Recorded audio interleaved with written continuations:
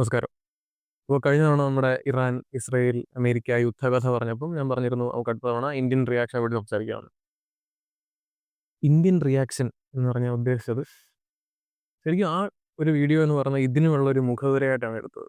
കാരണം ഈ ചരിത്രപരമായിട്ട് ഇതിനൊരു ആബ്സല്യൂട്ട് മോറൽ റൈറ്റ് ഒന്നും ആരുടെയും ഭാഗത്തില്ല എന്നുള്ളതാണ് അതുകൊണ്ട് ഉദ്ദേശിച്ചത്. അപ്പം ഇന്ത്യൻ റിയാക്ഷൻ എന്ന് പറയുമ്പോൾ നമുക്ക് 2 തരത്തിൽ പറയാം. യുദ്ധം നടന്നപ്പോൾ നമുക്ക് ഒന്ന് ഇന്ത്യ എന്ന രാജ്യത്തിൻ്റെ അത് ഭരിക്കുന്ന സർക്കാരിൻ്റെ അവർക്കെതിരെ നിൽക്കുന്ന പ്രതിപക്ഷത്തിൻ്റെയൊക്കെ പ്രതികരണമാണ് ആദ്യത്തെ പാർട്ട്. അതാണ് ഈ വീഡിയോ. രണ്ടാമത്തേതാണ് കുറച്ചുകൂടെ താഴെത്തട്ടിൽ നമ്മുടെ ജനങ്ങളുടെ നിന്നുള്ള പക്ഷങ്ങളും ശരി തെറ്റിനെ പറ്റിയുള്ള ചർച്ചകളും ഡിബേറ്റുകളും അടിപിടിയൊക്കെ. രണ്ടാമത്തെ വീഡിയോ ആയിട്ട് അത് ചെയ്യാം. അപ്പോൾ നമുക്ക് ആദ്യം ഈ ഭരണപക്ഷത്തിൻ്റെയും അല്ലെങ്കിൽ രാജ്യത്തിൻ്റെ നിലപാടിനെ പറ്റി സംസാരിക്കുകയാണെങ്കിൽ നമുക്ക് ആദ്യമേ പറയാം. ഈ പണ്ട് ഒരു ചരിത്രപരമായിട്ടുള്ള ഇന്ത്യയുടെ ഇന്റർനാഷണൽ നയം എന്താണ്? ചേരിചേരാ നയമാണ്. അത് അടുത്ത കഴിഞ്ഞ ഒരു 10, 15 വർഷത്തിനുള്ളിലായിട്ട് മാറിയിട്ടുണ്ട്. ഒരു എല്ലാ ചേരികളിലും നമ്മുടെ താല്പര്യം അനുസരിച്ച് ചേരുന്ന ഒരു നയത്തിലേക്ക് മാറിയിട്ടുണ്ട്. അപ്പോൾ എല്ലാ ചേരികളിലും നമ്മുടെ താല്പര്യങ്ങൾ അനുസരിച്ച് ചേരുക എന്ന് പറഞ്ഞാൽ ഒരു മോറൽ സുപ്പീരിയോറിറ്റി കണ്ട് ഇന്ന ഭാഗത്ത് ഇന്ന കഥയിൽ ഇന്നയാളുടെ ഭാഗത്ത് ശരിയുണ്ട്, അതുകൊണ്ട് ഞാൻ അയാളുടെ ഭാഗത്ത് എന്നുള്ളതല്ല. ഏത് സിറ്റുവേഷനിൽ ഇന്ത്യയുടെ ജനതയുടെ താല്പര്യം എവിടെയാണോ, അവർ വെസ്റ്റഡ് ഇൻട്രസ്റ്റ്സ് എവിടെ വരുന്നോ അവിടെ നമ്മളതനുസരിച്ചുള്ള നിലപാടെടുക്കുക എന്നുള്ളതാണ്. അപ്പോൾ ഈ ഇറാൻ, ഇസ്രായേൽ, യുഎസ് യുദ്ധം ഒഫീഷ്യലി സ്റ്റാർട്ട് ചെയ്യുമ്പോൾ അത് ഫെബ്രുവരി 28 ഓപ്പറേഷൻ എപ്പിക് ഫ്യൂറി എന്നുള്ള പേരിൽ ആ അറ്റാക്ക് നടക്കുമ്പോൾ, ഖമനേയി മരിക്കുമ്പോൾ ഇന്ത്യയുടെ ഒഫീഷ്യൽ നിലപാട് എന്ന് പറഞ്ഞാൽ യുദ്ധത്തിനെതിരെന്ന് എത്രയും പെട്ടെന്ന് ഈ സിറ്റുവേഷൻ എസ്കലേറ്റ് ചെയ്യണമെന്നും അല്ലാതെ യുദ്ധം നിർത്തലാക്കണമെന്നും അക്രമത്തിലേക്ക് കടക്കരുതെന്നും എന്നൊക്കെയാണ് നമ്മുടെ നയം. അതിനകത്ത് അവരല്ലേ ആദ്യം അടിച്ചത്, അവരുടെ ഭാഗത്തല്ലേ നമ്മൾ മറ്റേ ഇറാൻ്റെ ഭാഗത്തല്ലേ നിൽക്കേണ്ടത്, ഒരു പരമാധികാരത്തിന് മുകളിലുള്ള കടന്നുകയറ്റമല്ലേ എന്നൊക്കെ ചോദിച്ച് ഒരു മോറൽ സുപ്പീരിയോറിറ്റിയുടെ ഭാഗമായിട്ടല്ല ആ നിലപാട്. ആ നിലപാട് എന്ന് പറഞ്ഞാൽ 3 രാജ്യങ്ങളുമായിട്ടും നമുക്ക് സ്ട്രാറ്റജിക് ടൈസ് ഉണ്ട് എന്നുള്ളതും, രണ്ടും ആ യുദ്ധത്തിൽ പങ്കെടുക്കുന്നത് കൊണ്ടോ പക്ഷം പിടിക്കുന്നത് കൊണ്ടോ ഇന്ത്യക്ക് ഒരു ഗുണമില്ല എന്നുള്ളത് കൊണ്ടാണെന്നാണ് ഞാൻ കാണുന്നത്. എന്താണ് ഈ 3 രാജ്യങ്ങളുമായിട്ടുള്ള ഇന്ത്യയുടെ നയതന്ത്ര ബന്ധം? അറ്റ്ലീസ്റ്റ് കറൻ്റ്ലി എന്ന് ഞാൻ പറയുന്നത് നമ്മുടെ മുഖ്യമന്ത്രി ഇടയ്ക്ക് പറഞ്ഞിരുന്നു, ഇറാനുമായിട്ട് നമുക്ക് ഒരുപാട് നാളായിട്ടുള്ള ഒരു സാംസ്കാരിക ബന്ധമുണ്ട്. അത് സത്യമാണ്. പക്ഷേ ആ സാംസ്കാരിക ബന്ധത്തിൻ്റെ പേരിലല്ല നമ്മൾ ഇപ്പോഴത്തെ അങ്ങനെയാണെങ്കിൽ ഏറ്റവും കൂടുതൽ സാംസ്കാരിക ബന്ധമുള്ളത് പാകിസ്ഥാനുമായിട്ടാണ്. അപ്പോൾ യുഎസ്, ഇസ്രായേൽ, ഇറാനുമായിട്ടുള്ള 3 രാജ്യങ്ങളിൽ നമ്മുടെ നയതന്ത്ര ബന്ധം നോക്കുകയാണെങ്കിൽ യുഎസ്, ഇസ്രായേൽ ക്ലിയർ ആണ്.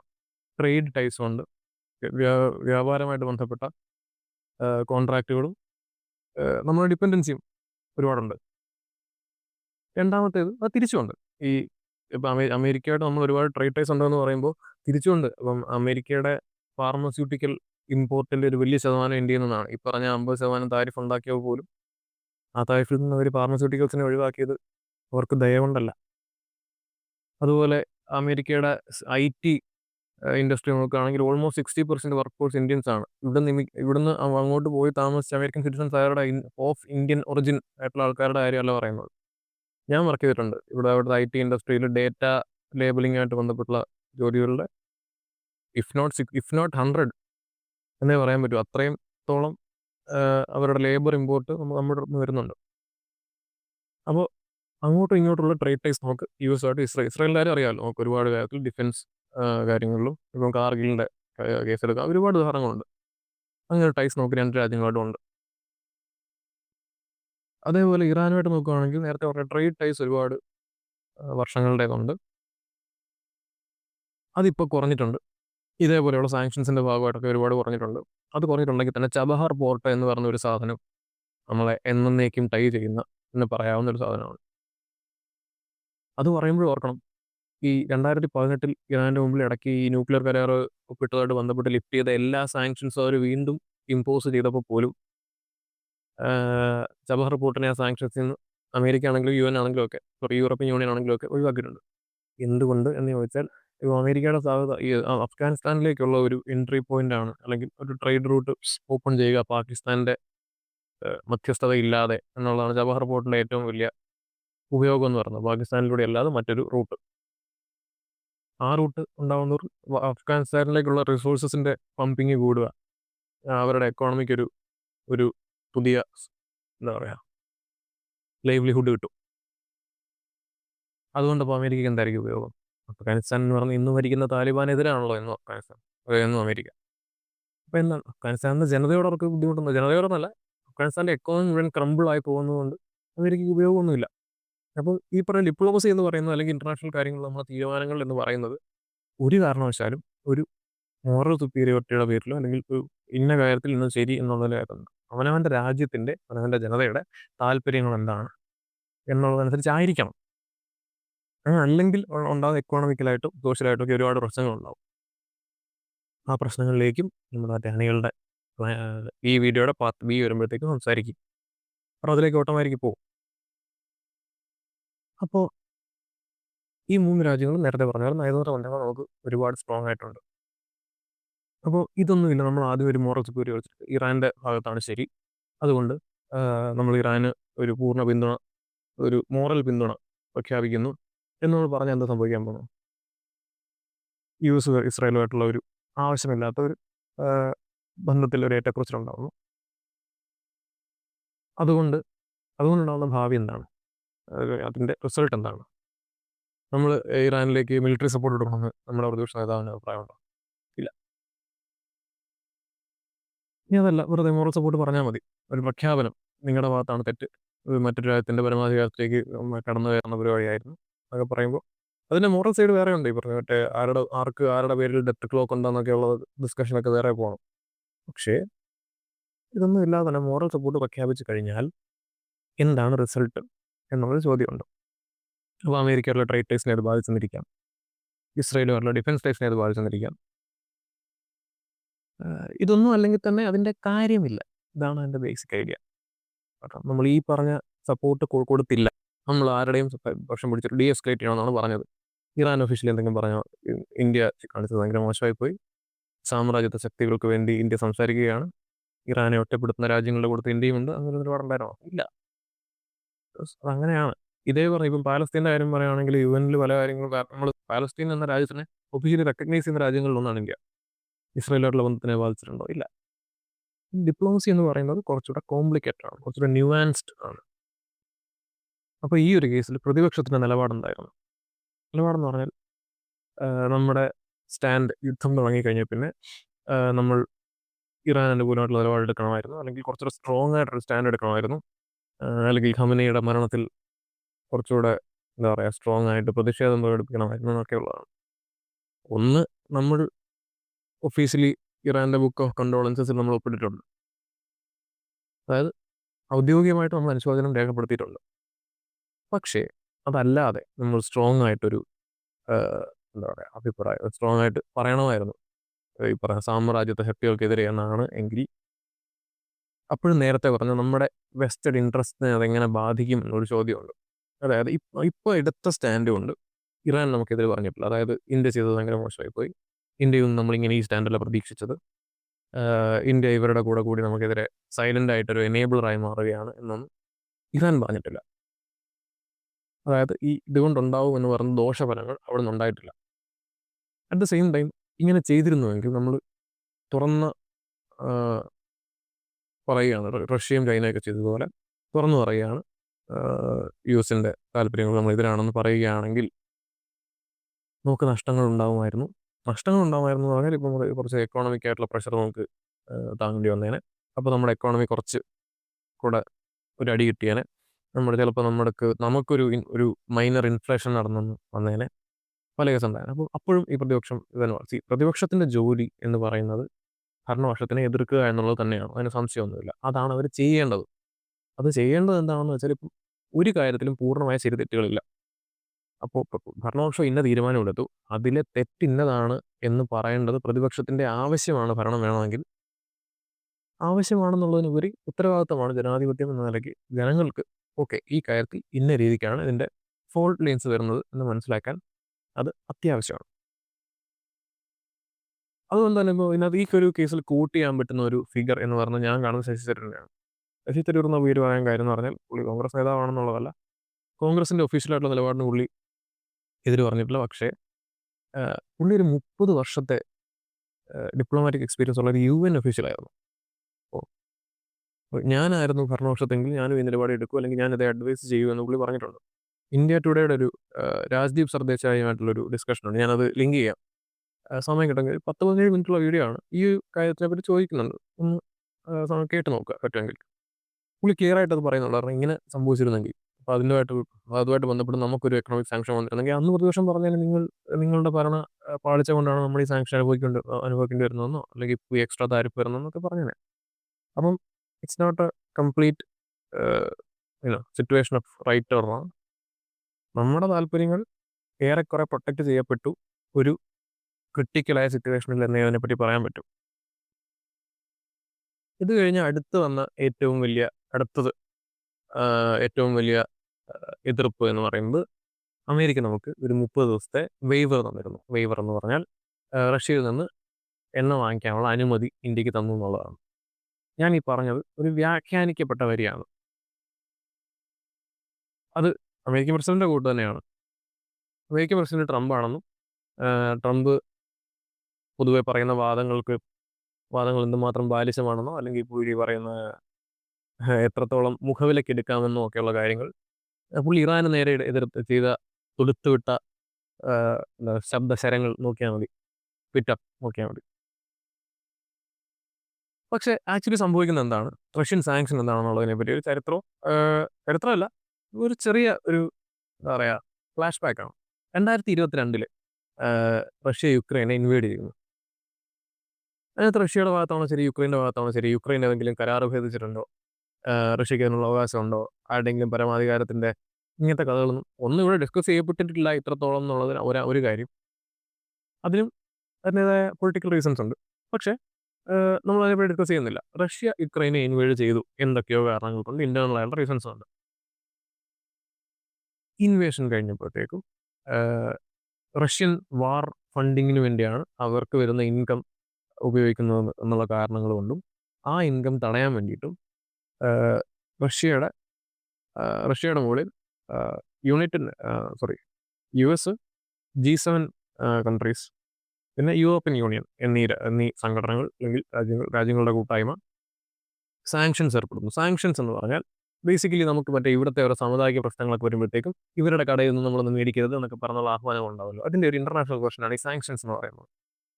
നിസ്സാരവൽക്കരിച്ച് പറയുകയാണെങ്കിൽ, നിസ്സാരവൽക്കരിച്ചല്ല, സിംപ്ലിഫൈഡ് ആയിട്ട് പറയുകയാണെങ്കിൽ നിസ്സാരവൽക്കരണം പോട്ടെ. അപ്പോൾ അതിൻ്റെ ഏറ്റവും ഓയിലുമായിട്ട് ബന്ധപ്പെട്ട സ്റ്റേറ്റ്മെന്റ് എന്ന് പറഞ്ഞാൽ $60 പെർ ബാരലിന് മുകളിലുള്ള വിലയ്ക്ക് റഷ്യക്ക് വിൽക്കാനുള്ള അവകാശം നിഷേധിക്കപ്പെട്ടു. അതായത് അവിടെ നിന്ന് വാങ്ങിക്കരുത് എന്നുള്ളതാണ്. വാങ്ങിച്ചാൽ എന്ത് ചെയ്യും എന്ന് ചോദിച്ചാൽ, അതുമായിട്ട് നിങ്ങളിത് ചെയ്താൽ ഞങ്ങൾക്ക് ഇന്ന കാര്യങ്ങൾ ചെയ്യാൻ സാധിക്കും. ഇപ്പോൾ അമേരിക്കയാണെങ്കിൽ അമേരിക്കയ്ക്ക് ട്രേഡ് പ്രഷർ കൊടുക്കാൻ സാധിക്കും. അത് എല്ലാ രാജ്യങ്ങൾക്കും കൊടുക്കാൻ സാധിക്കത്തില്ല. ഇപ്പം ചൈന എന്ന് പറഞ്ഞാൽ $US അത്ര ഡിപ്പെൻഡൻ്റ് ഉള്ള രാജ്യമല്ല. അപ്പം ചൈന അവരുടെ പല കാര്യങ്ങളും, അല്ലെങ്കിൽ ഓൾറെഡി ചൈന ഇതുപോലെ തന്നെ സാങ്ഷൻഡ് ആയിട്ടുള്ള രാജ്യമാണ്. അപ്പം അവർക്ക് എതിർക്കാം. പാകിസ്ഥാൻ വളരെ സാങ്ഷൻഡ് ആയിട്ടുള്ള, എക്സ്ട്രീംലി സാങ്ഷൻഡ് ആയിട്ടുള്ള രാജ്യമാണ്. അപ്പോൾ അവരൊക്കെ ഇതിനെതിരെ പോകും. കാരണം അവർ കൂടുതൽ നഷ്ടപ്പെടാനില്ല. പക്ഷെ അതെല്ലാം നോക്കുമ്പോൾ ഈ 2022 തൊട്ട് 25 വരെ ഉള്ള സമയത്ത് ഈ യാതൊരു സാങ്ഷൻസും ബാധകമല്ലാത്ത ഇന്ത്യ റഷ്യയിൽ നിന്ന് ഓയിൽ മേടിച്ചിട്ടുള്ളത്. അന്ന് US അതിന് യാതൊരു എതിർപ്പും പറഞ്ഞില്ല. എന്തുകൊണ്ടാണ്? റഷ്യയിൽ നിന്നുള്ള ഓയിലിൻ്റെ സപ്ലൈ പൂർണ്ണമായിട്ട് നിന്ന് പോവുകയാണെങ്കിൽ, യൂറോപ്യൻ യൂണിയൻ സാങ്ഷൻ ചെയ്തതിന് മുകളിലായിട്ട് റഷ്യയിൽ നിന്നുള്ള ഓയിലിൻ്റെ ഇറക്കുമതി പൂർണ്ണമായിട്ട് നിർത്തിയിരുന്നു. അപ്പം ഈ ഓയിൽ എന്ന് പറഞ്ഞൊരു ഇതൊക്കെ ഒരു സൈക്കിളാണല്ലോ. അപ്പം ഒരിടത്തുനിന്ന് വന്ന് അടുത്ത സ്ഥലത്തുനിന്ന് റിഫൈൻ ചെയ്ത് അത് മറ്റു രാജ്യങ്ങളിലേക്ക് വിറ്റ്, ഇതൊരു വലിയ ട്രേഡ് സൈക്കിളാണ്. അപ്പോൾ പെട്ടെന്ന് സുപ്രഭാതത്തിൽ റഷ്യയിൽ നിന്ന് നിർത്തിക്കുക എന്ന് പറഞ്ഞാൽ അത് ഗ്ലോബൽ ട്രേഡിനെ ഒരുപാട് ബാധിക്കും. അപ്പോൾ ഇന്ത്യ റഷ്യയിൽ നിന്ന് വാങ്ങി അത് ഇന്ത്യയിൽ റിഫൈൻ ചെയ്ത് കൊടുക്കുന്ന പെട്രോളും ഡീസലും അല്ലെങ്കിൽ റിഫൈൻഡ് പ്രൊഡക്ട്സ് റഷ്യൻ ഓയിലായിട്ട് കൂട്ടത്തില്ല. ആ ഒരു ടെക്നിക്കാലിറ്റിയുടെ പുറത്തും, പിന്നെ അങ്ങനെ ചെയ്യുന്നത് കൊണ്ട് ഗ്ലോബൽ ഓയിൽ മാർക്കറ്റ്സ് സ്റ്റെബിലൈസ് ചെയ്യപ്പെടും എന്നുള്ള പേരിലും 2 വർഷത്തേക്ക് അല്ലെങ്കിൽ 3 വർഷത്തേക്ക് യാതൊരു പ്രശ്നങ്ങളും ഈ പറഞ്ഞ വാങ്ങൽ കൊണ്ടില്ലായിരുന്നു. അത് കഴിഞ്ഞിട്ടാണ് 2025 പെട്ടെന്ന് ഒരു സുപ്രഭാതത്തിൽ നമുക്ക് ഇതൊരു തർക്ക വിഷയമാവുന്നതും, ആ തർക്കത്തിൻ്റെ പേരിൽ ഒരു 50% എക്സ്ട്രാ താരിഫ് നമ്മുടെ മുകളിൽ അടിച്ചേൽപ്പിക്കപ്പെടുന്നു. അതുമായിട്ട് ബന്ധപ്പെട്ട പ്രതിഷേധങ്ങളും കാര്യങ്ങളൊക്കെ. അപ്പോൾ ഇതിൻ്റെ ഒരു ബാക്ക്ഗ്രൗണ്ട്, അതിന് കാരണങ്ങൾ പല വാദങ്ങളുണ്ട്. നമുക്ക് പറയാവുന്ന ഒരു കാരണം, ഒരു പ്രൂവൻ എന്നാണ് നമ്മുടെ വോട്ട്സ്വരിയുടെ കാര്യം പറഞ്ഞ പോലെ നമുക്ക് പറയാമെന്നുള്ളതേ ഉള്ളൂ. കോർട്ടിൽ പ്രൂവഡ് ഒന്നുമല്ല.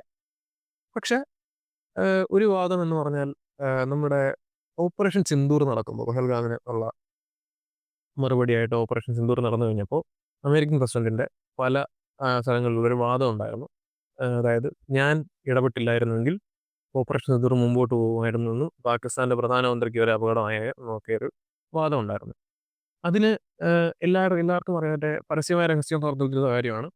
ട്രംപ് നോബൽ പീസ് പ്രൈസിന് വേണ്ടി കൂലങ്കഷമായിട്ട് പരിശ്രമിക്കുന്ന ഒരു മനുഷ്യനാണ്. അപ്പോൾ ഇന്ത്യയും പാകിസ്ഥാനും രണ്ടുപേരും കൂടെ ഈ സാധനം നിഷേധിച്ചത് ആരുടെയും മീഡിയേഷന്റെ ഭാഗമായിട്ടല്ല ഒന്നും സംഭവിച്ചതെന്നും ഒക്കെ ഒരു വാദം പറഞ്ഞു. ഇതുമായിട്ട് ബന്ധപ്പെട്ട് കുറേ പ്രശ്നങ്ങൾ കണ്ടിന്യൂസ് ഉണ്ടായിരുന്നു. പാകിസ്ഥാന്റെ പ്രധാനമന്ത്രി ഒരു പൊതുവേദിയിൽ വെച്ച് എണീപ്പിച്ച് നിർത്തി അപമാനിച്ച കേസൊക്കെ ഒരുപാട് ഉണ്ടായിട്ടുണ്ട്. പറ്റുമെങ്കിൽ അതിലൊക്കെ ക്ലിപ്പ് ഞാൻ ഇവിടെ ഒന്നെങ്കിൽ ലിങ്ക് ചെയ്യാം അല്ലെങ്കിൽ ഇവിടെ കാണിക്കാം. അപ്പോൾ ഇത് നിഷേധിച്ചതിന്റെ ഭാഗമായിട്ട് ഒരുപാട് താമസിക്കാതെയാണ് ഈ താരിഫ് വന്നതെന്നും ഒക്കെ പറഞ്ഞ് അമേരിക്കയ്ക്കുള്ളിൽ അവിടെ ഇന്റർണൽ പൊളിറ്റിക്സ് ഉണ്ടല്ലോ, അവിടെയും പ്രതിപക്ഷം ഉണ്ടല്ലോ, അപ്പം അവിടുത്തെ ഒരു വാദം അങ്ങനെ ഉണ്ടായിരുന്നു. അതാണെന്ന് ഞാൻ പറയല്ല, അങ്ങനെ പല കാരണങ്ങളുണ്ടാവും. എന്തായാലും 2025 വരെ ഈ റഷ്യയിൽ നിന്ന് ഓയിൽ മേടിക്കുന്നതിന് താരിഫും ഇല്ലായിരുന്നു, പ്രശ്നങ്ങളും ഇല്ലായിരുന്നു. എനിവേസ് അത് കഴിഞ്ഞൊരു താരിഫ് വരുന്നു. ആ താരിഫിലൂടെ പഞ്ചാബിലാണെന്ന് തോന്നുന്നു നമ്മുടെ ട്രംപിന്റെ കോലം കത്തിക്കുന്നു. ഇന്ത്യൻ ഗവൺമെന്റ് ആണെങ്കിൽ ഒഫീഷ്യലി തെറ്റാണ് വൃത്തികേടാണെന്ന് പറയുന്നു. പല പ്രശ്നങ്ങളുണ്ടായി ഏകദേശം ആ സമയത്തായിട്ട് തന്നെ. ഞാൻ ഇതിൻ്റെ ഡിപ്ലോമാറ്റിക് മറ്റൊരു സൈഡും കൂടാണ് പറയുന്നത്. അപ്പം ഇത് അമേരിക്കയ്ക്ക് നമ്മുടെ മുകളിലൊരു ലെവറേജ് ഉള്ളത് കൊണ്ടാണ്. ഈ സാങ്ഷനിൽ പോലും ഞാൻ നേരത്തെ പറഞ്ഞ പോലെ നമ്മുടെ പല ഇൻഡസ്ട്രീസും അവർക്ക് ആവശ്യമുള്ള കാര്യങ്ങളിലൊക്കെ എന്താ പറയുക ഇളവുകളുണ്ട്. ഇളവുകളെന്നല്ല, ബാധിച്ചിട്ടില്ല. അതൊക്കെ വെക്കുമ്പോൾ തന്നെ നമ്മൾ അവരിൽ ഡിപ്പെൻഡ് ആയിട്ടുള്ള കാര്യങ്ങൾക്ക് അവർക്ക് നമ്മൾ പ്രഷർ ചെയ്യാൻ പറ്റും എന്നുള്ളതാണ്. പണ്ടത്തെ പോലെ തോക്കെടുത്തോട്ട് വരാൻ പറ്റില്ല. കാരണം ഇന്ത്യ എന്ന രാജ്യത്തിന് അതിൻ്റെതായ സ്ട്രാറ്റജിക് ഇമ്പോർട്ടൻസ് ഉണ്ട്. പക്ഷേ ട്രേഡിൽ നമുക്ക് പ്രഷർ ചെയ്യാൻ പറ്റും. നമ്മുടെ പൊസിഷൻ അങ്ങനെയാണ്. നമ്മൾ വേൾഡ്സ് ഗ്രേറ്റസ്റ്റ് പവർ എന്നല്ല ഇപ്പോഴും. അപ്പോൾ അങ്ങനത്തെ കാര്യങ്ങൾ നമ്മൾ ഡിപ്ലോമാറ്റിക്കായിട്ട് ചിന്തിച്ചേ പറ്റൂ. അപ്പോൾ അതിൽ ഫെയിലിയർ ആണോ എന്ന് ചോദിച്ചാൽ ഷുവർ ഫെയിലിയർ ആണ്, സംശയമൊന്നുമില്ല. പക്ഷെ എന്ത് ചെയ്യാൻ പറ്റുമായിരുന്നു എന്നൊരു ചോദ്യമുണ്ട്. 2, ഇത് നടന്നപ്പോഴത്തേക്കും സൈഡിൽ കൂടെ നമുക്ക് മദർ ഓഫ് ഓൾ ഡീൽസ് എന്ന് വിളിക്കപ്പെട്ട ഒരു സംഭവം നടന്നത്. യൂറോപ്യൻ യൂണിയനിലോട്ട് ഒരു ട്രേഡ് ഡീൽ 2009 തൊട്ടോ മറ്റോ ഡിസ്കസ് ചെയ്തുകൊണ്ടിരുന്ന, ഇടയ്ക്ക് വെച്ച് നെഗോഷിയേഷൻസ് വർക്ക് ചെയ്യാത്തതുകൊണ്ട് ഡ്രോപ്പ് ചെയ്യപ്പെട്ടിരുന്ന ഒരു വലിയ ഡീലുണ്ട്. ഒരു ഫ്രീ ട്രേഡുമായിട്ട് ബന്ധപ്പെട്ട ഒരു ഡീൽ. അതിൻ്റെ പേര് ഞാൻ റെക്കോർഡ് ചെയ്യാം, മറന്നുപോയതാണ്. ഇത് 2025 ഇവർ ഒപ്പിടുമ്പോഴത്തേക്കും 2 രാജ്യത്തിൻ്റെയും ഒഫീഷ്യൽസിനെ മദർ ഓഫ് ഓൾ ഡീൽസ് എന്നാണ് വിളിച്ചത്. അതായത് ഇന്ത്യക്ക് അതോടുകൂടി ഈ വിഷയമായിട്ട് ബന്ധപ്പെട്ട് പറയുകയാണെങ്കിൽ ഇന്ത്യക്ക് അതോടുകൂടി ട്രേഡിന് മറ്റൊരു ഓപ്ഷൻ ഉണ്ടായി. ഇത് കഴിഞ്ഞിട്ടാണ് പിന്നീട് ചർച്ചകൾ നടക്കുന്നതും ആ താരിഫിനെ പറ്റിയുള്ള ഡിസ്കഷൻസ് നടക്കുന്നതും പിന്നെ കുറച്ച് ഇന്ത്യ താഴ്ന്നു കൊടുക്കേണ്ടി വന്ന ആ ഒരു എന്താ പറയുക ഒത്തുതീർപ്പ് ഉണ്ടാവുന്നതൊക്കെ. അപ്പോൾ നമ്മൾ ആ സാങ്ഷൻസിന് ഓക്കെ അംഗീകരിക്കുകയും US നിന്ന് ആ ഓയിൽ മേടിച്ചോളാന്ന് പറയുക, അങ്ങനെ പല സംഭവങ്ങളുണ്ടായിരുന്നു. ആ സാങ്ഷൻ്റെ മുകളിലാണ് ഈ പറഞ്ഞ ലിഫ്റ്റ് വരുന്നത്. അത് എന്തിനാ? പെട്ടെന്ന് എന്തുകൊണ്ടാണ് ഇറാൻ വാർ നടന്നപ്പോഴത്തേക്കും അമേരിക്കയ്ക്ക് ഈ പറഞ്ഞ വാശിയൊക്കെ മാറി, ഇനി റഷ്യയിൽ നിന്ന് എന്ത് വേണമെങ്കിൽ വാങ്ങിച്ചോട്ടെ, ഞങ്ങളുടെ പിണക്കമൊക്കെ മാറി, അങ്ങനെയാണ്. ആ സമയത്ത് എഗെയിൻ അവിടുന്ന് കൂടെ ഈ പറഞ്ഞ ഹോർമൂസിന്റെ പ്രശ്നം ഉണ്ടാകുമ്പോഴത്തേക്കും ഓയിൽ നമുക്ക് വരാതിരിക്കുക എന്ന് പറഞ്ഞാൽ ഇന്ത്യക്ക് കൂടെ ബുദ്ധിമുട്ടുണ്ടാവുകയും അവർക്ക് സ്ട്രാറ്റജിക് ആലൈ ആയിട്ടുള്ള രാജ്യത്തിന് ബുദ്ധിമുട്ടുണ്ടാവാതിരിക്കുക എന്ന് പറയുന്നത് ഗ്ലോബൽ ഓയിൽ മാർക്കറ്റ്സ് വീണ്ടും സ്റ്റെബിലൈസ് ചെയ്യുക എന്ന് പറയുന്നത് ഈ അമേരിക്കയുടെ കൂടെ ആവശ്യമായതുകൊണ്ടും ഒക്കെ തന്നെയാണ് ഈ പറഞ്ഞ ലിഫ്റ്റ് വരുന്നത്. അതുപോലെ ഉള്ള സിമിലർ റീസൺസ് കൊണ്ട് തന്നെയാണ് ഈ പറഞ്ഞ ഇപ്പോൾ ഹോർമൂസ് ഞങ്ങൾ ഉപരോധിക്കും എന്ന് പറഞ്ഞ US ചെയ്യുമ്പോഴും നമുക്ക് പല ഇളവുകൾ കിട്ടുന്നത് യുഎസിന്റെ ഭാഗത്തുനിന്നും ഇറാന്റെ ഭാഗത്തുനിന്നും. ഇതേ നമ്മൾ സപ്പോർട്ട് ചെയ്യുന്നില്ല എന്ന് പറഞ്ഞ് ഇറാന് മെഡിക്കൽ സപ്ലൈ കൊടുത്തത് ഇന്ത്യ തന്നെയാണ്. അപ്പം നമുക്ക് അമേരിക്കയുടെ എതിരല്ലായിരുന്നു. അപ്പം ഇതൊക്കെ ഞാൻ പറഞ്ഞിട്ടുണ്ട്, എല്ലാ ചേരികളിലും നമുക്ക് പറ്റുന്ന രീതിയിൽ നമ്മുടെ താല്പര്യങ്ങൾക്കനുസരിച്ച് ചേരുന്ന ആ നയത്തിന് പ്രത്യേകിച്ച് എതിരൊന്നും എനിക്ക് പറയാൻ തോന്നുന്നില്ല. മീൻസ് പറയാം, ഇന്ത്യയുടെ ഡിപ്ലോമാറ്റിക് ഫെയിലിയർ കൊണ്ടാണ് നമുക്ക് 50% താരിഫ് ആദ്യം വന്നതും അതിനകത്ത് നെഗോസിയേഷൻസ് വഴി അമേരിക്കയ്ക്ക് 0% താരിഫ് നമുക്ക് കൊടുക്കേണ്ടി വരുന്നു എന്നൊക്കെ പറഞ്ഞ പല കാര്യങ്ങൾ പറയാം. അതിൻ്റെ അടുത്ത ഓപ്ഷൻ എന്തായിരുന്നു എന്നുള്ളത് പക്ഷേ ഉത്തരവില്ലാത്തൊരു ചോദ്യമാണ്. ബെസ്റ്റ് പോസിബിൾ റൂട്ടാണ് ഡിപ്ലോമാറ്റിക്കലി നമ്മളിപ്പോൾ എടുക്കുന്നതെന്നുള്ളൊരു വാദം ഉള്ളയാളാണ് ഞാൻ. അത് പാർട്ടിയോട്ടുള്ള വയസ്സല്ല, ഒരു റൈറ്റ് വിങ് ഗവൺമെൻറ് സെൻട്രലിൽ വന്നാൽ ഒരു ഫെഡറൽ സിസ്റ്റത്തിൽ സെൻട്രൽ റൈറ്റ് വിങ് വരുന്നതാണ് നല്ലത് എന്നുള്ളൊരു വാദം. അതും അതേ സിസ്റ്റത്തിൽ സ്റ്റേറ്റിൽ ലെഫ്റ്റ് ലീനിങ് ആയിട്ടുള്ള നടപടികൾ ഉണ്ടാകുന്നത് നല്ലതാണെന്ന് വിശ്വസിക്കുന്നത്. അതാണ് ഞാൻ.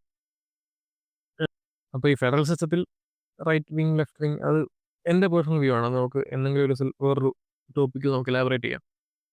പക്ഷേ ഈ ഒരു കാര്യത്തിൽ ഈ ഒരു വാറിൻ്റെ ഒരു നമ്മുടെ 2 മാസത്തെ ഒരു ചരിത്രം നോക്കിയിട്ട് എന്തൊക്കെ സംഭവിച്ചു എന്ന് നോക്കുമ്പോൾ ഇതിനകത്ത് നറേറ്റീവ്സ് അല്ലാണ്ട് നോക്കിയാൽ ഇതിനകത്ത് ഇന്ത്യ എടുക്കാവുന്ന ഏറ്റവും സേഫസ്റ്റ് റൂട്ട് എടുത്തു എന്നേ പറയാൻ പറ്റൂ. അതുകൊണ്ട് നമുക്ക് അഗെയിൻ ഇന്റർനാഷണലി നോക്കുമ്പോൾ നമ്മളെ അത് അഫക്റ്റ് ചെയ്തത് മിനിമലായിട്ടാണ് എന്നേ പറയാൻ പറ്റൂ. അതായത് ഒരു global crisis 3 world powers arguably 3ഉം ന്യൂക്ലിയർ പവർ ആവാൻ സാധ്യതയുള്ള അറ്റ്ലീസ്റ്റ് 2 ന്യൂക്ലിയർ പവർ ആയിട്ടുള്ള ഒരു 2 രാജ്യങ്ങൾ തമ്മിൽ ഇത്രയും വലിയൊരു കോൺഫ്ലിക്റ്റ് നടക്കുമ്പോൾ അതും ഇത്ര കീ ആയിട്ടുള്ള ഒരു ഏരിയയിൽ ഗ്ലോബൽ ഓയിൽ സപ്ലൈസിനെ ബാധിക്കുന്ന ഒരു വിഷയം നടക്കുമ്പോൾ ഇന്ത്യയെ അത് എന്തുമാത്രം അഫക്റ്റ് ചെയ്തു, നമ്മളുടെ ഓരോരുത്തരുടെയും ജീവിതത്തിനെ അത് എത്രത്തോളം അഫക്റ്റ് ചെയ്തു എന്നുള്ളതിന് മിനിമൽ എന്നൊരു ആൻസർ ഉണ്ടെങ്കിൽ അത് ഡിപ്ലോമാറ്റിക് വിജയം എന്നേ പറയാൻ പറ്റൂ എന്നാണ് എൻ്റെ എളിയ അഭിപ്രായം. അപ്പോൾ ഈസി പാർട്ട് കഴിഞ്ഞു. അടുത്ത പ്ലാൻ ബി പാർട്ട് ബി ആണ് നമ്മുടെ ലെവലിലുള്ള ഭരണത്തിൻ്റെയൊക്കെ താഴെ നമ്മുടെ ലെവലിലുള്ള അഭിപ്രായങ്ങൾ. ആരുടെ ഭാഗത്ത് ശരി, ആരുടെ ഭാഗത്ത് തെറ്റ്, ആ പക്ഷം പിടിക്കലിലുള്ള എക്സ്ട്രീമിസങ്ങൾ, അതിൻ്റെ കാരണങ്ങൾ ഒക്കെ. അത് പാർട്ട് ബിയിൽ കാണും.